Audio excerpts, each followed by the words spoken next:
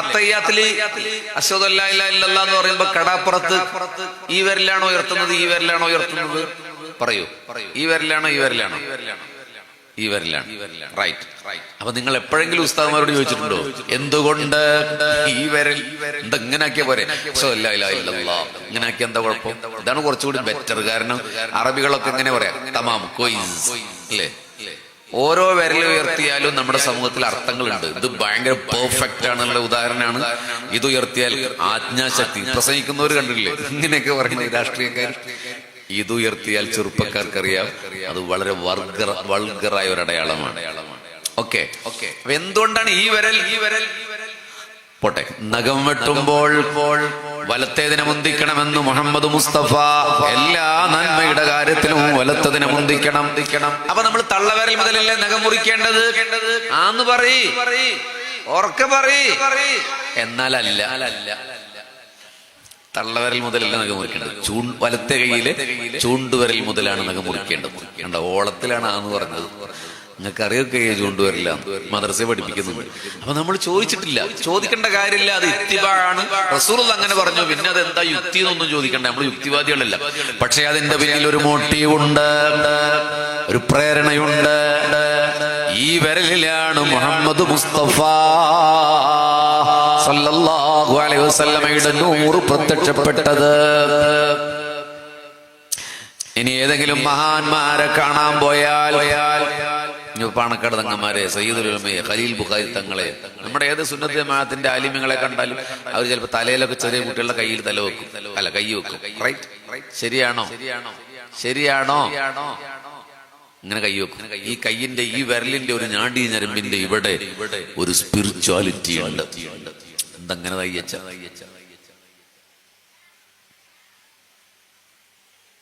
അത് വേറൊരു വിഷയമാണ്. അതിങ്ങനെ പറഞ്ഞങ്ങനെ പോകും. ഇവിടെയുണ്ട് നമ്മുടെ ഒരു മർമ്മം കൂടി അവിടെയുണ്ട്. ഹബീബിങ്ങളെ മുസാഫഹത്ത് ചെയ്താൽ സ്നേഹം വർദ്ധിക്കുമെന്ന് മുഹമ്മദ് മുസ്തഫ സല്ലല്ലാഹു അലൈഹി വസല്ലം. ഇതിനാ മുസാഫഹത്ത്, ഈ ആലിംഗനം ചെയ്യാന്നുള്ളത് എല്ലാ സന്ദർഭത്തിലും സുന്നത്തായ ഒരു കാര്യമല്ല കേട്ടോ. പെരുന്നാളിനൊക്കെ നമ്മൾ കെട്ടിപ്പിടിക്കും. ഞാൻ പറഞ്ഞു വിവാദമാക്കണ്ട, നിങ്ങൾ കെട്ടിപ്പിടിച്ചോളി. പക്ഷെ അതൊന്നും സുന്നത്തായ ഒരു കാര്യമല്ല. ശരിക്കും കെട്ടിപ്പിടിക്കില്ല. ഹജ്ജിന് പോകുമ്പോഴൊക്കെ ഒരു കെട്ടിപ്പിടിക്കില്ല, ഒരു സുന്നത്തും ഇല്ല. ഹജ്ജ് കഴിഞ്ഞ് തിരിച്ചു വന്നാൽ സുന്നത്തുണ്ട്. യാത്ര കഴിഞ്ഞ് മടങ്ങി വന്നാൽ. ഹജ്ജിന് പോകുമ്പോ യാത്രയൊക്കെ നിങ്ങൾ നാളെ വിവാദമാക്കണ്ട, അല്ലെങ്കിൽ നമ്മൾക്ക് എന്തെങ്കിലും വിവാദം കിട്ടിയാൽ പിടിച്ചു നോക്കൊള്ളും. ഞാനതിന്റെ പ്രൂഫ് സഹിതമാണ് പറയുന്നത്. ഇവിടെ ഉസ്താദുമാരുണ്ട്, ഈലാഹിൽ ഉദ്ധരിച്ചിട്ടുണ്ട്, യാത്ര പുറപ്പെടുമ്പോൾ കെട്ടിപ്പിടിക്കേണ്ടതില്ല. കുറ്റമല്ല, സുന്നത്തില്ല എന്നുള്ളു പറഞ്ഞിട്ടുള്ളൂ. സുന്നത്തില്ലാത്ത നമ്മൾ എന്തൊക്കെ ചെയ്യുന്നുണ്ട്? മൊബൈൽ ഉപയോഗിക്കൽ സുന്നത്തല്ലല്ലോ, നമ്മൾ ഉപയോഗിക്കുന്നില്ല, അത്രേ ഉള്ളൂ. പക്ഷെ മുസാഫഹത്തെ എല്ലാ സന്ദർഭത്തിലും സുന്നത്താണ്. ഇങ്ങനെ പറയല് സുന്നത്തില്ല. മുസാഫഹത്ത് ഷേക്ക് ഹാൻഡ് ചെയ്യണം. ഈ വിരലിന്റെ താഴെയുള്ള സ്പിരിച്വാലിറ്റി മറ്റേയാളുടെ വിരലിന്റെ സ്പിരിച്വാലിറ്റിയുമായി കൂട്ടിമുട്ടുകയാണ്. മഹബ്ബത്ത് ഉണ്ടാകുമെന്ന് മുഹമ്മദ് മുസ്തഫ. അങ്ങനെ കുറെ കാര്യങ്ങളുണ്ട്. വിഷയം അതല്ലാത്തോണ്ട് അതിലേക്ക് പോകുന്നില്ല.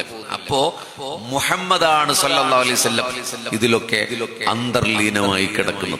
നമ്മൾ കണ്ട ഒരു സാധാരണ മനുഷ്യനൊന്നുമല്ല ഈ റസൂലുള്ളാഹ്. ദൈവാന്നൊന്നും ഞാൻ പറയണില്ല, മലക്കുമല്ല, only man but perfect man. ഇൻസാനാണ്, ബൽ ഹുവ ഇൻസാനുൽ കാമിൽ, സമ്പൂർണ്ണ മനുഷ്യനാണ് ത്വാഹ റസൂലുള്ളാഹി. ആദം നബിയെ പടച്ചപ്പോൾ ഫലമ്മാ ഖലഖല്ലാഹു തആല ആദം അൽഖാ ദാലികൻ നൂർ ഫീ തീനതിഹി. ആദം നബിയെ സൃഷ്ടിക്കാൻ ഉപയോഗിച്ച കളിമണ്ണിലേക്ക് എന്റെ വെളിച്ചത്തെ, മാഷാ അല്ലാഹ്, എന്റെ പ്രകാശത്തെ അല്ലാഹു സന്നിവേശിപ്പിച്ചു.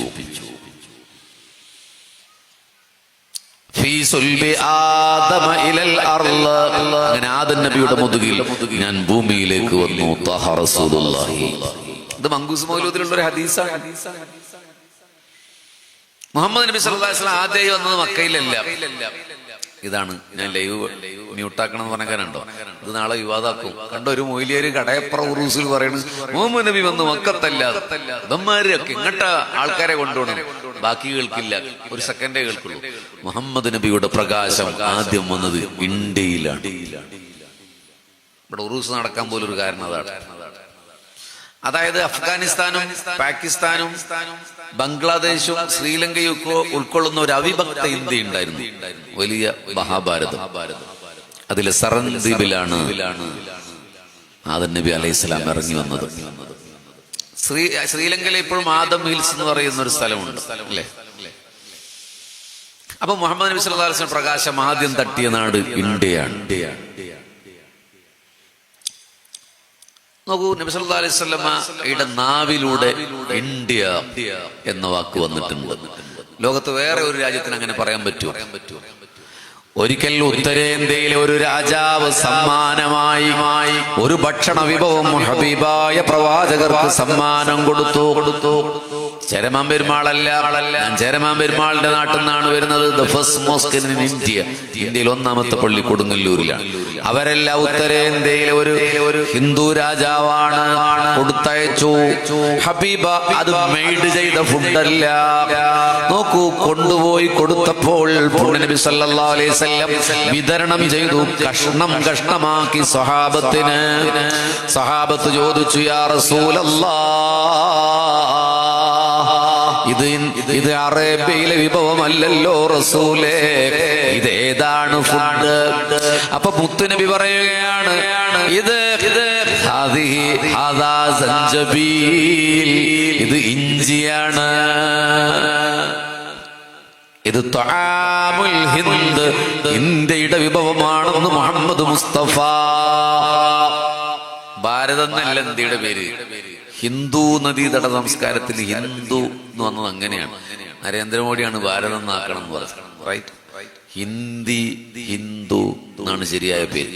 ഹബീബിങ്ങളെ, ഇന്ത്യ ഒരിക്കൽ റസൂലുള്ളാഹിന്റെ മുന്നിൽ വെച്ച് പ്രവാചകന്റെ ഭാവഗായകൻ, പ്രണവയ ഗായകൻ ഹസ്സാൻ റളിയല്ലാഹു അൻഹു പാട്ടുപാടുകയാണ്. ഹസ്സാൻ റളിയല്ലാഹു അൻഹു വേറൊരു സഹാബി ഉണ്ടല്ലോ പാട്ടുപാടി, ഇതിൽ രണ്ടിലൊരാളാണ്, മിസ്റ്റേക്ക് ഉണ്ട്. പാട്ടുതാണ്, റസൂലേ അങ്ങയുടെ മുഖത്തിന്റെ തെളിച്ചമുണ്ടല്ലോ, ഹിമഗണങ്ങൾ വീണുണരുന്ന പ്രസന്ന പ്രഭാതങ്ങളിൽ ഇതൾ വിടർത്തുന്ന റൈഹാൻ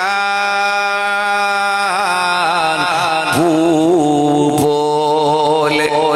അങ്ങോട്ട് വർണ്ണിച്ചിട്ട് പറയാണ്, അങ്ങയുടെ മുഖത്തിന്റെ ശോഭ ഇന്ത്യയിൽ നിർമ്മിച്ച വാളിന്റെ തിളക്കമാണ് നബിയേ. ഇന്ത്യയിൽ നിർമ്മിച്ച വാള് എന്നാ പറയുന്നത്. അറബിയിൽ ഹബീബായ നബിയെ പ്രകീർത്തിക്കുന്ന ഈ സന്ദർഭത്തിൽ ഇന്ത്യ അങ്ങനെ ഒരു യുദ്ധമുന്നണി ഒന്നുമല്ല. ലോകാടിസ്ഥാനത്തിൽ ഇന്ത്യക്കാർ അങ്ങനെ ഭയങ്കര യുദ്ധക്കാരല്ല. കാരണം കടൽ കടക്കാൻ അനുവാദമില്ലാത്ത ഒരു പ്രാചീന നിയമം ഇന്ത്യയിൽ ഉണ്ടായിരുന്നു. എന്നിട്ട് പോലും ഇന്ത്യയുടെ വാളിന് എന്തിനാ പറഞ്ഞത്? ആഫ്രിക്കയുടെ വാള് എന്ന് പറഞ്ഞൂടെ, യൂറോപ്പിന്റെ വാള് എന്ന് പറഞ്ഞൂടെ, ചൈനയുടെ വാള് എന്ന് പറഞ്ഞൂലേ? ഇന്ത്യ, എന്റെ രാജ്യത്തെ കുറിച്ച് റസൂലുള്ളാഹി പറഞ്ഞു. ഇനി നോക്കൂ, അലി റളിയല്ലാഹു അൻഹു പറയുകയാണ്, ഇന്ത്യയിലെ കാറ്റിന് ചന്ദന സുഗന്ധമാണ്. അലിയുൽ മുർത്തള റളിയല്ലാഹു അൻഹു. ഇനിയുണ്ട് ഊദില്ലേ, ഊദ്. നിങ്ങളുടെ ഏറ്റവും നിയറസ്റ്റ് ആയ ടൗണ് കൂത്തുപറമ്പല്ലേ? കൂത്തുപറമ്പിൽ ഒരു പക്ഷേ അറേബ്യൻ ഊദ് എന്ന കട കാണാം. അറേബ്യൻ ഊദ് തെറ്റാണ്. ഊദിന്റെ ജന്മനാട് ഇന്ത്യയാണ്, അറേബ്യയല്ല, ഇന്ത്യയാണ്.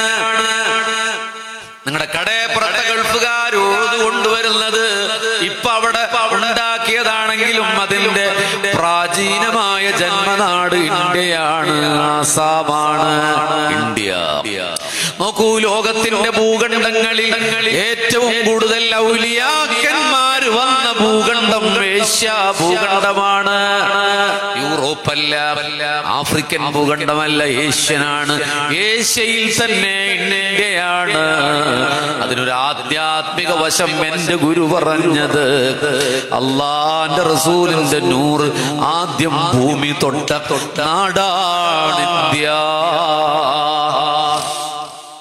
ഖാജാ മുഈനുദ്ദീൻ ചിശ്തി റളിയല്ലാഹു അൻഹു മുത്തുനബിയുടെ പേരക്കുട്ടിയോട് സ്വപ്ന ദർശനത്തിലൂടെ പൊന്നുമോനെ, ഇന്ത്യ എന്നൊരു നാടുണ്ട്, പോകണം അങ്ങോട്ട്. സ്വപ്കിനാവ് കാട്ടി വന്നയാളാണ് ഖ്വാജാ മുഈനുദ്ദീൻ റളിയല്ലാഹു അൻഹു. India ruled by a grave since 6th century, the king of India, Khwaja Mu'inuddin Chishti radiyallahu anhu. ഇത് സംസ്ഥക്കാരോ സുന്നികളോ പറഞ്ഞതല്ല, ഒരു യൂറോപ്യനായ ഒരു സായിപ്പ് പറഞ്ഞതാ. കാൾസൺ എന്ന ആളുടെ പേര്. ഇന്ത്യ നിയന്ത്രിക്കുന്നത് ഒരു ഖബറാണ്. ഖബർ എന്ന് കേട്ടാൽ ചിലർക്ക് ദേഷ്യം വരും. ഇപ്പൊ ഈ നാട് നിയന്ത്രിക്കുന്നത് ഞാൻ ഉറപ്പായിട്ടും പറയുന്നു കടയപ്പുറം മക്കാമിൽ അന്ത്യവിശ്രം കൊള്ളുന്ന മഹാനാണ്. അള്ളാഹുവിന്റെ മത് നമുക്ക് നൽകട്ടെ. അപ്പൊ ആരെങ്കിലും ഇത് കേട്ടാ പറയും, കണ്ട ഒരു മൊയ്ലിയര് പറയുന്നത് ഖബർ കിടക്കുന്ന ഒരു ശവമാണ്, അങ്ങനെ ഒരു പ്രയോഗിച്ചിട്ടുണ്ട്. അവരാണ് കടയപ്പുറം നിയന്ത്രിക്കുന്നത്, ഒരു പൊട്ടം പറയുന്നു. യെസ്, ഞാനൊരു പൊട്ടനാണ്. ഇന്ത്യ റൂളഡ് ബൈ എ ഗ്രേവ് എന്ന് പറഞ്ഞത് ഞാനല്ല, യൂറോപ്പിനെ. ഇന്ത്യ നിയന്ത്രിക്കുന്നത് ഒരു ഖബറാണ്. ഏതാണ് അയാൾ? The king of India. നമ്മുടെ ഉസ്താദുമാര് ദുആ ചെയ്യുമ്പോ പറയും വഇലാ ഹദറത്തി സുൽത്താനിൽ ഹിന്ദ്, ഇന്ത്യയുടെ സുൽത്താൻ. അതിന്റെ ഇംഗ്ലീഷ് അല്ലേ king of India, Khwaja Moinuddin. Annemarie Schimmel എഴുതിയ ഒരു പുസ്തകമുണ്ട്, ദ ഡയമെൻഷൻ ഓഫ് സൂഫിസം. അതില് നിസാമുദ്ദീൻ ഔലിയയെ കുറിച്ചാണ് പറയുന്നത്. ഇന്ത്യ ഇപ്പോഴും ജീവിച്ചിരിക്കുന്ന യങ് സംഗ്വേ എന്ന് പറയുന്ന ഒരാളുണ്ട്. അദ്ദേഹം കേരളത്തിൽ വന്നിട്ടുണ്ട്. പാണക്കാട് മുഹമ്മദ് അലി ശിഹാബ് തങ്ങൾ ജീവിച്ചിരിക്കുമ്പോൾ അവിടെ വന്നിട്ടുണ്ട്. അയാൾ എഴുതിയൊരു പുസ്തകമുണ്ട്, the graves of Tarim, genealogy and mobility across Indian Ocean എന്നാണ് ആ പുസ്തകത്തിന്റെ പേര്. തെരീമിലെ മസാറുകൾ എങ്ങനെയാണ് ഇന്ത്യയുമായി കണക്ട് ചെയ്യുന്നത് എന്നാണ്. ഇവിടെയുള്ള സയ്യിദന്മാരെല്ലാം തെരീമിൽ നിന്ന് വന്നവരാണ്, അല്ലേ? മഹാനരായ സയ്യിദുൽ ഉലമാ ജിഫ്രി അവിടെ നിന്ന് വന്നവരാണ്. ഖലീലുൽ ബുഖാരി തങ്ങളുടെ ഖബീല ബുഖാരി USSRൽ നിന്നാണ്. പക്ഷേ തെരീമിൽ നിന്ന് പോയ സയ്യിദ് അഹമ്മദ് എന്ന തങ്ങളുപ്പാപ്പയുടെ പേരക്കുട്ടിയാണ് സോവിയറ്റ് റഷ്യയിലെ ബുഖാറയിൽ താമസിച്ചത്. അവിടെ നിന്നാണ് ബുഖാരി സാദാത്യങ്ങൾ നിങ്ങളുടെ വളപട്ടണത്തേക്ക് വന്നിട്ടുള്ളത്. ശിഹാബ് തങ്ങളുടെ ഖബീല യമനാണ്. മൗലദ്ദവീല മമ്പുറം തങ്ങളുടെ ഖബീല അത് ബാലവി ഖബീല യമനാണ്. സയ്യിദ് അബ്ദുറഹ്മാൻ അൽ ഐദ്റൂസി അൽ അസ്ഗരി അൽ ഖാദിരി അൽ ചിസ്തി അൽ ഐദ്റൂസി ഖബീല അവിടെ നിന്നാണ്. ഈ തങ്ങളുപ്പാപ്പാന്റെ ഖബീല എന്താണെന്ന് എനിക്കറിയില്ല, ഏത് ഖബീല എടുത്തോളൂ. ഓക്കെ, നോക്കൂ, ജമലുൽ ലൈലി ഖബീല സയ്യിദ് മുഹമ്മദ് കോയ ജമലുൽ ലൈലി, അത് ഇന്തോനേഷ്യയിലെ കച്ചിലാണ്. അവിടെ നിന്ന് കടലിൽ മുസല്ലയിട്ട് മലപ്പുറം ജില്ലയിലെ കടലുണ്ടിയിൽ വന്നിറങ്ങിയ ആദ്യത്തെ ജമലുൽ ലൈലി ഖുതുബുസ്സമാനായ സയ്യിദ് ഖുതുബ് ജമലുൽ ലൈലി ഇന്തോനേഷ്യ. സയ്യിദ് അഹമ്മദിന്റെ പേരക്കുട്ടി യമനിൽ നിന്ന് പോയതാണ്. ഭയങ്കര കണക്ഷനാണ്. ഇവിടെ കിടക്കുന്ന ആളുടെ പേരെന്താ? മക്കാമിൽ പേരറിയില്ല. ഒരു വിദേശി അയാളല്ലേ? ഈ നാട്ടുകാരനല്ലല്ലോ. ഈ നാട്ടുകാരെന്ന് ഉറപ്പില്ല. ഉറപ്പായിട്ടും വിദേശത്ത് വന്ന ഒരാളായിരിക്കും, ഉറപ്പ്. അപ്പൊ ഇവിടെ സൈനുദ്ദീൻ മഖ്ദൂം സാനി കിടന്നുറങ്ങുന്നുണ്ടല്ലോ ഇവിടെ, എന്താ ചോമ്പാലിൽ. സൈനുദ്ദീൻ മഖ്ദൂം ഈ നാട്ടുകാരന്, പൊന്നാനിക്കാരന് അല്ല, മദീനക്കാരനാണ്. അവരുടെ പൂർവ്വപിതാക്കൾ. കായൽപട്ടണം ഉണ്ട് തമിഴ്നാട്ടിലെ, കായൽപട്ടണം. നിങ്ങൾ റെക്കോർഡ് ചെയ്ത് വെക്കണുണ്ട്. കായൽപട്ടണത്തേക്ക് വന്ന് അബൂബക്കർ സിദ്ദീഖ് റളിയല്ലാഹു അൻഹുവിന്റെ കുടുംബത്തിൽ നിന്ന് അലി മഅബർ എന്ന് പറയുന്നയാളാണ് കൊച്ചിയിൽ വന്നത്. സൈനുദ്ദീൻ മഖ്ദൂം ഒന്നാമിന്റെ കൊച്ചാപ്പ അവരുടെ കയ്യിൽ തൂങ്ങിയാണ് ഇവര് പൊന്നാനിയിൽ വന്നത്. അവിടെ നിന്നാണ് നിങ്ങളുടെ അടുത്ത വിശ്രമം കൊള്ളുന്ന സൈനുദ്ദീൻ മഖ്ദൂമിൽ മഅബർ സാനി ചോമ്പാൽ കുഞ്ഞിപ്പള്ളിയിൽ വന്നത്. മദീനക്കാരനാണ്. ഇന്ത്യ നിങ്ങൾ എല്ലാവരും ഒന്നുമില്ല, കുറെ മഹാന്മാരെടുത്ത് നോക്കിയോളൂ. ഒക്കെ അവിടെ നമ്പർ. ഞങ്ങൾ യമനിൽ നിന്നാണ്. ഉമർ ഖാലിയുടെ പരമ്പര അബൂബക്കർ സിദ്ദീഖ് തന്നെ ചെന്നുമുട്ടും. ഞാൻ വെറുതെ അടിച്ചുവിടില്ല. ഞാൻ അതുമായി ബന്ധപ്പെട്ട ഒരു തീസിസിന്റെ ഒരു പഠനത്തിൽ ഏർപ്പെട്ടതുകൊണ്ടാണ് കൃത്യമായി പറയുന്നത്. കൊടുങ്ങല്ലൂർ മുതൽ കാസർഗോഡ് വരെ സഞ്ചരിച്ചാൽ കോസ്റ്റൽ ഏരിയയിൽ കിടക്കുന്ന ആളുകളൊക്കെ നിങ്ങൾ ഈ വയലു കഴിഞ്ഞ് രാത്രി ഒന്ന് ഓർമ്മിച്ചോളൂ. അവരൊക്കെ ബഹുഭൂരിപക്ഷം വിദേശത്ത് നിന്ന് വന്ന ആളുകളാണ്. CM തങ്ങൾ മാത്രമാണ് ഒരുപക്ഷെ ഇവിടെയുള്ള ആൾ. ബാക്കി ബഹുഭൂരിപക്ഷം വിദേശി. എന്തുകൊണ്ടാണ് ഇന്ത്യ അതിലൊരു ആത്മീയ വശമുണ്ട്. ഞാനത് ഉറപ്പിച്ചു പറയുന്നല്ല, അതിലൊരു ആത്മീയ വശമുണ്ട്. അത് മുഹമ്മദ് മുസ്തഫ സല്ലല്ലാഹു അലൈഹി വസല്ലമയുടെ പ്രകാശം തട്ടിയ മുബാറക്കായ നാടാണ് ഇന്ത്യ. ഇവിടുന്ന് പാകിസ്ഥാനിലേക്ക് പോകുന്നു പറഞ്ഞ ഒന്ന് പോടപ്പാന്ന് പറയണം ഫാസിസ്റ്റുകളോട്. നമ്മുടെ വിഷയം അതല്ല, നമുക്ക് തിരിച്ചു പോകാം. അപ്പൊ മുഹമ്മദ് നബി സല്ലല്ലാഹു അലൈഹി വസല്ലം നൂറ് ആദൻ നബിയുടെ മുതുകിലൂടെ ഇബ്രാഹിം നബിയുടെ മുതുകിലുണ്ടായി സല്ലല്ലാഹു അലൈഹി വസല്ലം. ഹീന ഖുദിഫ ബിഹി ഫിന്നാർ, തീയിലേക്ക് ഇബ്രാഹിം നബി എറിയുമ്പോൾ ഞാൻ ഇബ്രാഹിമിന്റെ മുതുകിലുണ്ട്. ഇബ്രാഹിമിന്റെ മുതുകിൽ മുഹമ്മദിന്റെ സല്ലല്ലാഹു അലൈഹി വസല്ലമയുടെ പ്രകാശമുള്ളപ്പോ അഗ്നിക്ക് ഇബ്രാഹിമിനെ തൊടാൻ കഴിയില്ല, തീന് തൊടാൻ കഴിയില്ല ഇബ്രാഹിമിനെ. മുഹമ്മദാണ് മുതുകിൽ. പ്രളയത്തിന്റെ വേളയിൽ ജൂതി പർവ്വതത്തിലേക്ക് നങ്കൂരമിടുമ്പോൾ പർവ്വത സമാനമായ തിരമാലകളെന്ന് ഖുർആൻ വിശേഷിപ്പിച്ച ആ കപ്പലില്ലേ, നൂഹിന്റെ കപ്പൽ അലൈഹിസ്സലാം, മുഹമ്മദിന്റെ കപ്പൽ സല്ലല്ലാഹു അലൈഹി വസല്ലം. ആ കപ്പൽ ആടിയുലയില്ല, ആ കപ്പൽ ആടിയുലയില്ല. അത് മുഹമ്മദുള്ള കപ്പലാണ് സല്ലല്ലാഹു അലൈഹി വസല്ലം. നമ്മുടെ നാട്ടിലെ കപ്പലല്ല. അങ്ങനെ 1,24,000-ഓളം പ്രവാചകന്മാരുടെ മുതുകുകളിലൂടെ നൂറ്റാണ്ടുകളിലൂടെ അനസ്യൂതമായ പ്രവാഹമായി അവിരാമമായ ഒഴുക്കായി ഒഴുകി ഒഴുകി ഒഴുകി ഒഴുകി ഒഴുകി ഒഴുകി ഒഴുകി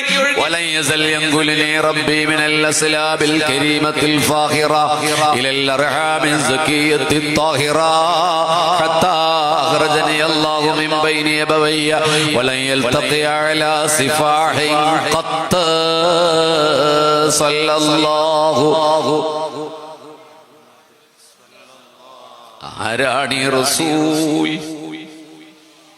പരമപരിശുദ്ധമായ മുതുകുകളിലൂടെയും വിശുദ്ധമായ ഗർഭയറകളിലൂടെയുമാണ് ഞാൻ സഞ്ചാരം ചെയ്തു വന്നത് എന്ന് ത്വാഹ റസൂലുള്ളാഹി. അതാണ് മുഹമ്മദ് നബി, അല്ല വേറെ ഒരു ലീഡർ അല്ല.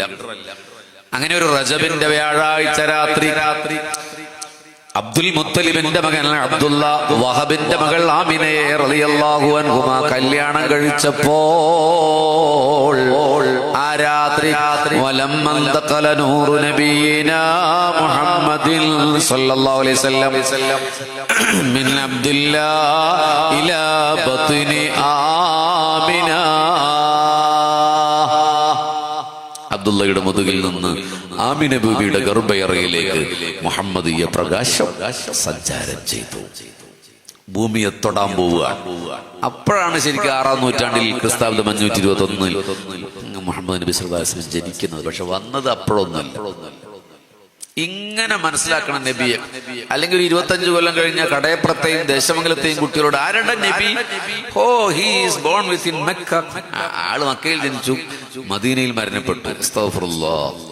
അത്രേ ഉണ്ടാവുള്ളൂ നബിയെ കുറിച്ച് പറയാൻ.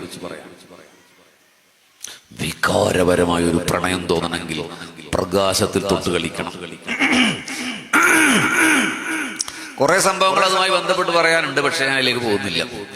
നോക്കൂ, ഒരിക്കൽ റസൂൽ, ഞാൻ ഈ വികാരപരമായ സ്നേഹത്തെ കുറിച്ച് ഒരിക്കൽ റസൂലുള്ളാഹി സ്വല്ലല്ലാഹു അലൈഹി വസല്ലം പറഞ്ഞു, ഖിയാമത്ത് നാളിൽ എന്റെ ഉമ്മത്തിന് ശഫാഅത്ത് ചെയ്യാൻ കഴിയുന്ന ഒരാൾ ഇപ്പോൾ ജീവിച്ചിരിപ്പുണ്ട്. സഹാബത്ത് അത്ഭുതത്തോടെ ചോദിച്ചു, ആരാണ് നബിയെ? നോക്കൂ, ഖിയാമത്ത് നാളിൽ എന്റെ ഉമ്മത്തിന് ശഫാഅത്ത് ചെയ്യാൻ കഴിയുന്ന ഒരാൾ വരും. അയാളിപ്പുണ്ട്. അമ്പിയാക്കളും ഔലിയാക്കളും ശുഹദാക്കളും ഇപ്പൊ ഈ കടയപ്പുറം മക്കാമിൽ അന്ത്യവിശ്രം കൊള്ളുന്ന ആ മഹാനൊക്കെ നമ്മളെ ശുപാർശ ചെയ്യും. അല്ലാഹു തൗഫീഖ് ചെയ്യട്ടെ. അപ്പൊ റസൂലുള്ളാഹി സ്വല്ലല്ലാഹു അലൈഹി വസല്ലം പറഞ്ഞു, കസീറു ശഅർ, നീണ്ട മുടിയുള്ളയാളാ.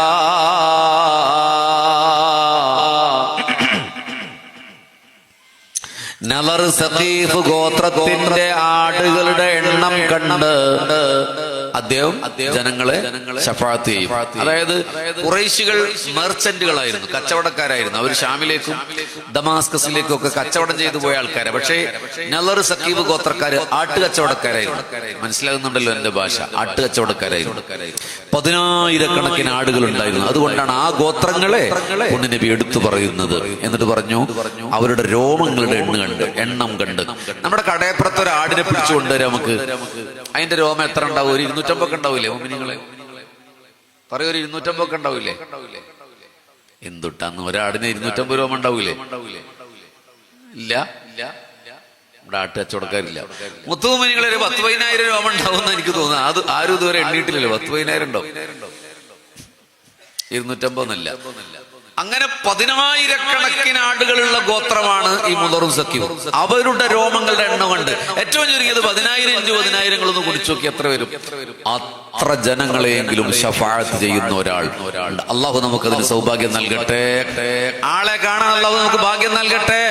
ഇന്നത്തെ രാത്രി കാണാൻ തൗഫീഖ് നൽകട്ടെ. ഹബീബിങ്ങളെ സഹാബത്ത് അത്ഭുതത്തോടെ ചോദിച്ചു, നബിയേ ഞങ്ങൾക്ക് അയാളെ ഒന്ന് കാണാൻ പറ്റുമോ? മുത്തുനബി പറഞ്ഞു,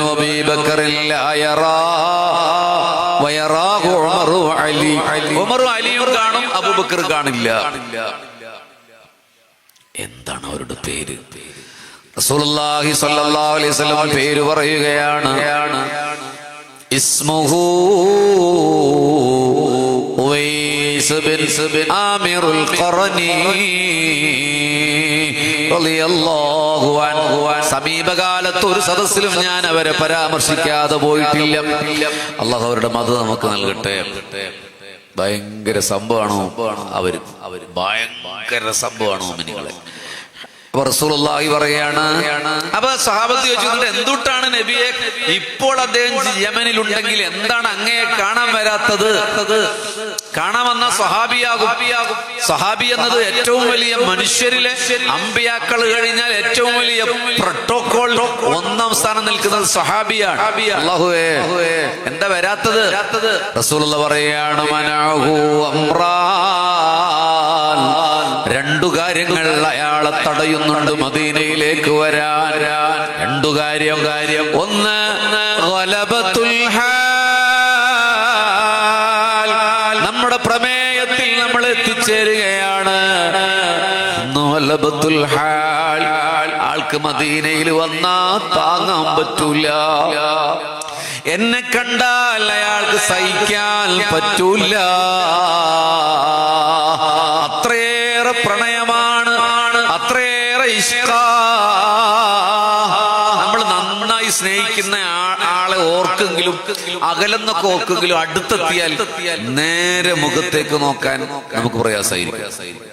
നല്ല സ്നേഹമാണെങ്കിൽ നമുക്കൊരു പ്രയാസം ഉണ്ടാവും. നിങ്ങൾ ആലോചിച്ചാൽ മതി, നമ്മുടെ ഭൗതിക കാര്യങ്ങൾ പോലും അങ്ങനെയാണ്.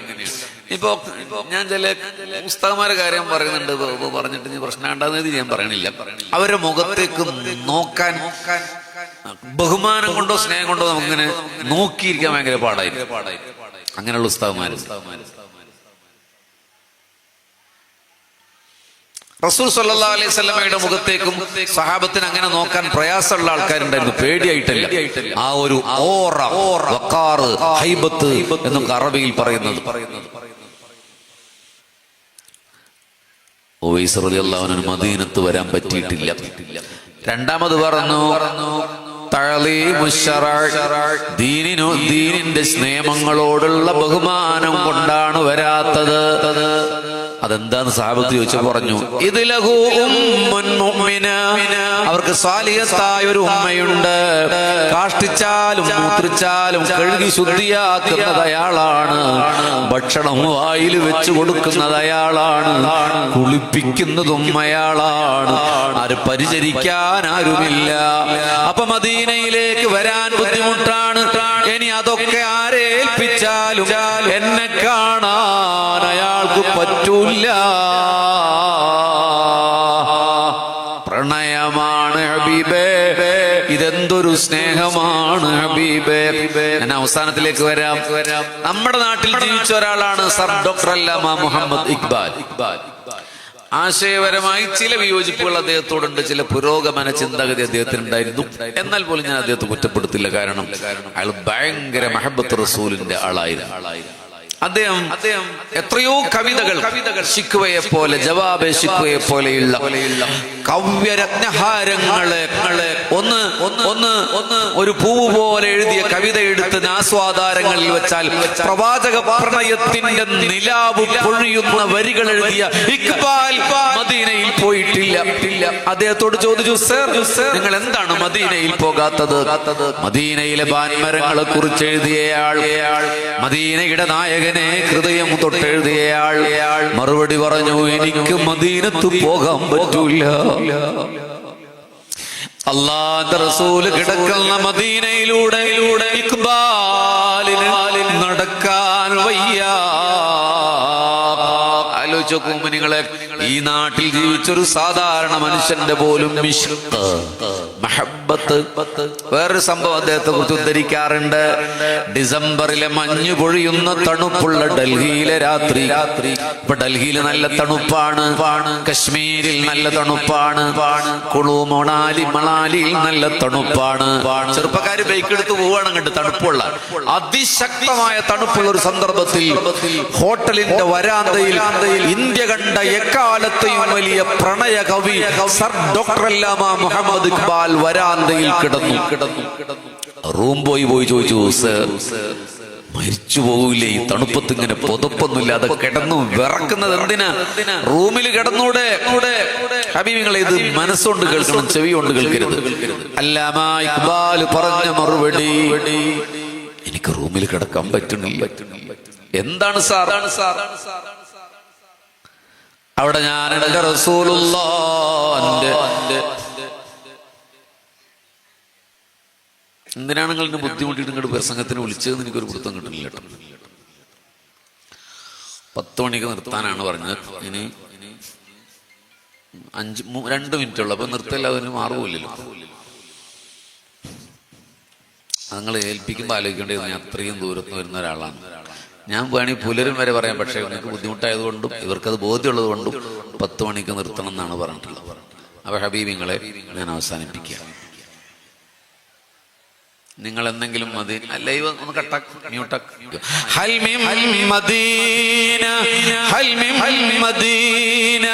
എന്റെ ഉവൈസുൽ ഖർനി റളിയല്ലാഹു അൻഹു ഓരോ കച്ചവടക്കാരുടെ മുന്നിൽ ദയനീയതയോടെ ചോദിക്കുകയാണ്, എന്റെ ഹബീബിങ്ങളെ, എന്റെ ഹബീബിങ്ങളെ, ഹൽ മിൻ മദീന, ഹൽ മിൻ മദീന, ഹൽ മിൻ മദീന. മദീനത്ത് നിന്ന് ആരെങ്കിലും ഉണ്ടോ ഇവിടെ? മദീനയിൽ നിന്ന് വന്ന കച്ചവടക്കാരുണ്ടോ? ചിലര് പറയും അനമിൽ ദിമസ്, ഞാൻ ഡമസ്കസിൽ നിന്നാണ്. അനമിൽ ഇറാഖ്, ഞാൻ ഇറാഖിൽ നിന്നാണ്. ഉവൈസുൽ ഖർനി ഇങ്ങനെ കരയും. പിന്നെയും ചോദിക്കും, ഹൽ മിൻ മദീന, ഹൽ മിൻ മദീന. മദീനക്കാരുണ്ടോ? ഏതെങ്കിലും ഒരാൾ പറയും അനമിൻ മദീന, ഞാൻ മദീനയിൽ നിന്ന് വന്ന ആളാ, ഹബീബായ പ്രവാചകരുടെ നാട്ടിൽ നിന്ന് വന്നയാളാ. ഹബീബ് റസൂലുള്ളാഹിന്റെ വഫാത്തിന് ശേഷമാണ് കേട്ടോ. അവര് ചോദിക്കും, റസൂലുള്ളാഹിന്റെ നാട്ടിൽ നിന്ന് വന്നയാളുണ്ടോ? മദീനക്കാരെന്ന് പറഞ്ഞാൽ ഉവൈസ് തങ്ങളങ്ങ് കരയുകയാണ്. ഉവൈസ് തങ്ങളുടെ കണ്ണീര് തുള്ളിക്കൊരു കുടം പോലെ വീഴുകയാണ്. ആ പാവം മനുഷ്യന്റെ അധരപുടങ്ങൾ, ചുണ്ടുകൾ സങ്കടത്താൽ തുള്ളി വിറക്കുകയാണ്. ഓടി ചെല്ലുകയാണ്.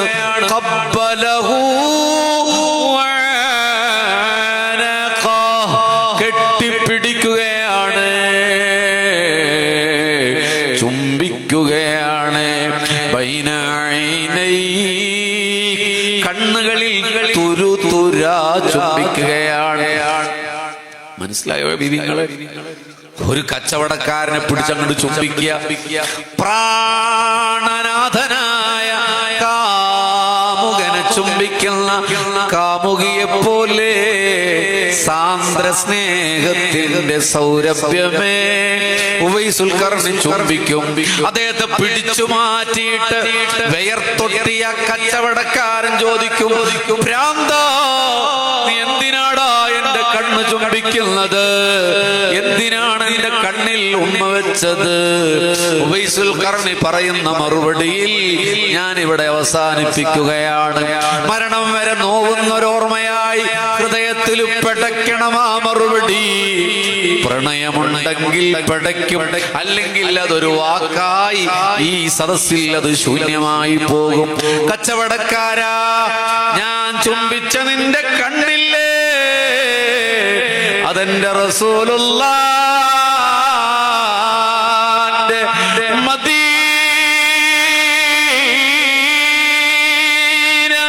മദീന മദീന കണ്ട കണ്ണ, ഇതെന്റെ റസൂലുള്ളാഹിന്റെ മദീന കണ്ട കണ്ണ. റസൂലിനെ കണ്ട ആളല്ല, മദീന എന്ന് പറയുന്ന പട്ടണത്തെ കണ്ട ഒരാളെ ചുംബിക്കണമെങ്കിൽ ഇത് പ്രണയത്തിന്റെ ശക്തിയാ. നമ്മൾ മദീനത്തെ എത്ര തവണ പോയി? ഹജ്ജ് കഴിഞ്ഞ് വന്ന ഏതെങ്കിലും ഒരാളെ നമ്മളെ ചുംബിച്ചോ? അങ്ങനെ ചുംബിക്കണമെന്നൊന്നുമില്ല. ചുംബിച്ചിട്ടുണ്ടോ? പടച്ചോനെ, ഈ മദീന റൗദയിലൊക്കെ പോയ ആളല്ലേ എന്ന് പറഞ്ഞ് കെട്ടിപ്പിടിച്ച് ചുംബിച്ചു. നമ്മൾ തിരിച്ചു പോരുമ്പോണ്ടല്ലോ, ഈ തപ്പഴ എണ്ണം കുറഞ്ഞോ, സംസം വെള്ളത്തിന് ഗ്ലാസ് ചെറുതാണോ എന്ന് ആലോചിച്ച് പിരാഗിപ്പോയിരുന്ന ടീമൽ ലിസ്റ്റ്. അള്ളാഹു നമുക്ക് ഹബീബിനെ സ്നേഹിക്കാൻ തോൽപ്പിക്കാൻ കേട്ടെ. ഇതിനൊരു 2, 3, 4, 5 പാർട്ടായി. ഞങ്ങൾ മദീനത്തുള്ളപ്പോൾ എല്ലാ ദിവസവും മദീനയെ കുറിച്ച് പറയും. ഒരു പ്രഗത്ഭനായ അമീറാണ്. വേറെ നമ്മുടെ സയ്യിദ് റഷീദ് സയ്യിദ് ഉസ്താദൊക്കെ ഉണ്ടായിരുന്നു. ഒരു കാരണവശാൽ ഇവരുടെ ഗ്രൂപ്പിൽ എനിക്ക് പോകേണ്ടി വന്നു. എല്ലാ ദിവസവും മദീനയെ കുറിച്ചാണ് പറഞ്ഞു. ഒരോളത്തിൽ ഒരിക്കലും മദീനത്ത് പോയി വരരുത്. പോകാതിരിക്കാനല്ല, ഒരോളത്തിൽ പോകരുത്. ഹൃദയം ത്രസിക്കണം. എന്തെങ്കിലും ഒരു സമ്മാനം മദീനത്ത് കിട്ടണം, ഒരു അനുഭവം കിട്ടണം. അള്ളാഹു നമുക്ക് തൗഫീഖ് ചെയ്യട്ടെ. ഹബീബുകളെ, ഞാൻ അവസാനിപ്പിക്കുന്നു. കഴിഞ്ഞ ലോക്ക്ഡൌൺ കാലത്ത് ഒന്ന് മ്യൂട്ടാക്ക്. കഴിഞ്ഞ ഒരു ഫോണെല്ലാവരും കയ്യിലെടുക്കും. ഫോൺ നിങ്ങൾ ഫോൺ പിരിവിനല്ല, പേടിക്കണ്ട, ഞാൻ കൊണ്ടുപോകില്ല. ഫോണൊന്ന് കയ്യിലെടുക്കും. എടുക്കാത്തവർക്ക് ചെറിയ സങ്കടം വരും, എടുത്തവർക്ക് ഒരു നിരാശ.